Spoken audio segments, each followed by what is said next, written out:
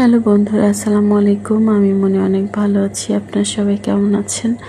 আজ অনেক দিন পরে অটোরিকশাতে করে বাসায় ফিরছি। আসলে আমি ব্যক্তিগতভাবে অটোরিকশাটাকে খুবই অপছন্দ করি এবং অ্যাভয়েড করার চেষ্টা করি, কিন্তু আমি অনেকক্ষণ আমার অফিসের সামনে দাঁড়িয়েছিলাম, কোনো প্রকার প্যাডেল চালিত রিক্সা পাচ্ছিলাম না। এই জন্য আমাকে রীতিমতো বাধ্য হয়ে অটোরিকশাটা নিতে হয়েছে। আসলে প্যাডেল চালিত রিক্সাটা আমাদের সবার জন্যই অনেক ভালো।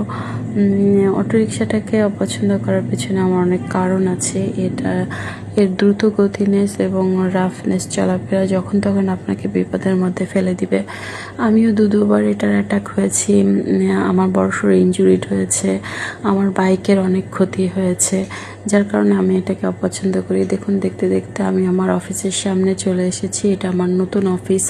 হোপফুলি নেক্সট ইয়ারে আমরা এই অফিসে উঠবো।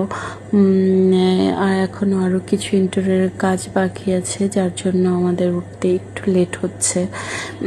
এই রুটটা আমার প্রতিদিনের আসা যাওয়ার রুট। আমি স্কুটিতে করে আসা যাওয়ার কারণে আমার অনেক দিন আমি এই ভিউটা উপভোগ করতে পারি না।